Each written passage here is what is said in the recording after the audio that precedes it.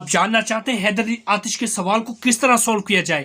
اگر یہ question paper میں آ جائے تو اس میں کیسے نمبر زیادہ حاصل کیے جائے؟ پیارے دوستو، امید کرتا ہوں کہ آپ سب خیریت سے ہوں گے۔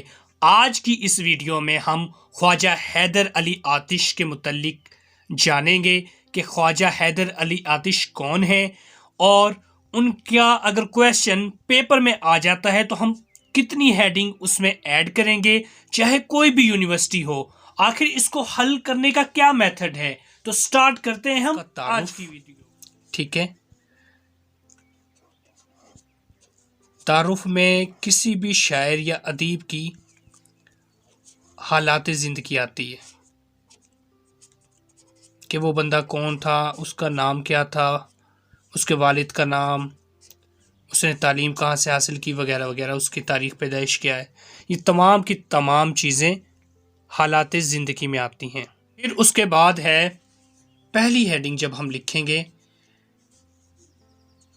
تو جو پہلی ہیڈنگ ہم نے دینی ہے وہ ہے صفائی زبان۔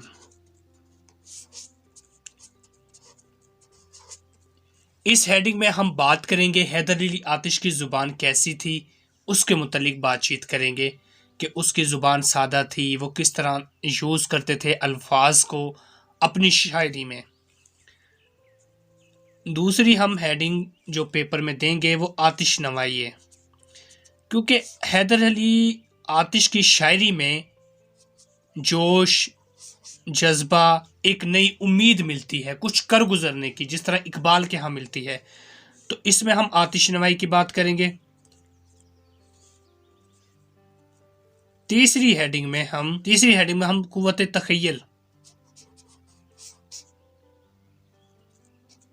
اس کا ذکر کریں گے۔ آخر حیدر علی آتش کا قوت تخیل کیسا تھا۔ پھر نمبر 4 پر ہم ہیڈنگ دیں گے انفرادیت۔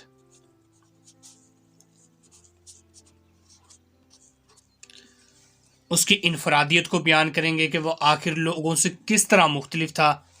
اور نمبر 5 ہیڈنگ میں ہم اس کا تصور حرکت، کہ کس طرح اس نے عمل کو ترجیح دی،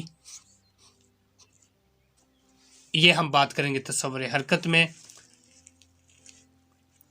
اس کے بعد نمبر 6 پر ہیڈنگ دینی ہے، نمبر 6 پر ہیڈنگ ہم نے دینی ہے لکھنویت اور دہلویت کا رنگ۔ لکھنویت اور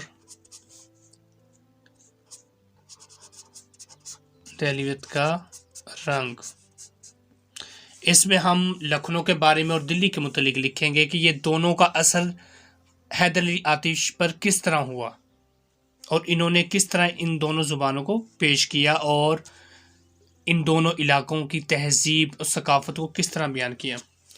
پھر نمبر 7 پر ہم تشبیہ اور استعارہ کا بتائیں گے کہ حیدر علی آتش کس طرح تشبیہ و استعارہ استعمال کرتے تھے اپنی شاعری میں۔ نمبر 7 نمبر 8 پر ہم لکھیں گے حسن و جمال کا تصور۔ جس طرح غزل مین ٹاپک ہوتا ہے وہ حسن و عشق ہوتا ہے، تو اسی طرح حسن و جمال کو بھی حیدر علی آتش نے اپنی شاعری میں یوز کیا۔ پھر اس کے بعد نمبر 9 پر ہیڈنگ دینی ہے تصور عشق۔ تو اس میں ہم حیدر علی آتش کا تصور عشق کا جو نظریہ اس کو بیان کریں گے، آخر وہ عشق کے متعلق کیا سوچتے تھے۔ پھر اس کے بعد مصوری ہے، ایک آرٹسٹ ایک تصویر بناتا ہے کینوس پر، اس طرح حیدر علی آتش الفاظ کے ذریعے تصویر کشی کرتا ہے۔ آگے نمبر 11 پر ہیڈنگ دینی ہے آتش کی مرثا کاری، اس کو بیان کرنا ہے۔ اور نمبر 12 پر الغرض یا حاصل کلام۔ تو پیارے دوستو، اس طرح آپ نے 12 ہیڈنگیں دینی ہے۔ نمبر 1 پر آپ نے تعارف بتانا ہے، اس کی حالات زندگی آ جائے گی اس میں۔ پھر اس کے بعد یہ پوری ہیڈنگ ہوگی علیحدہ سے۔ تو اس طرح آپ نے 1 سے لے کر 12 تک ہیڈنگ بتانی، جس میں پہلی ہیڈنگ ہوگی صفائی زبان، کہ اس کی جو زبان وہ کس طرح یوز کرتا ہے. پھر دوسری ہیڈنگ ہوگی آتش نوائی. تیسری ہیڈنگ ہوگی قوت تخیل. نمبر 4 پر انفرادیت. نمبر 5 پر تصور حرکت. نمبر 6 پر لکھنویت اور دہلویت کا رنگ. اور نمبر 7 پر تشبیہ و استعارہ. نمبر 8 پر حسن و جمال کا تصور. نمبر 9 پر تصور و عشق. پھر نمبر 10 پر مصوری. نمبر 11 پر آتش کی مرثیہ کاری. اور نمبر 12 پر الغرض یا حاصل کلام. تو پیارے دوستو، یہ تھی ہماری آج کی ویڈیو، جس میں ہم نے جانا کہ ہم حیدر علی آتش کا کویشچن کرتے ہوئے کن کن ہیڈنگوں کو مد نظر رکھیں گے. اگر آپ چینل پہ نئے ہیں تو چینل کو سبسکرائب ضرور کیا کریں تاکہ میری ہر نئی ویڈیو آپ کو بآسانی مل سکے. اپنا بہت سارا خیال رکھنا، دعا میں یاد رکھنا. اللہ حافظ.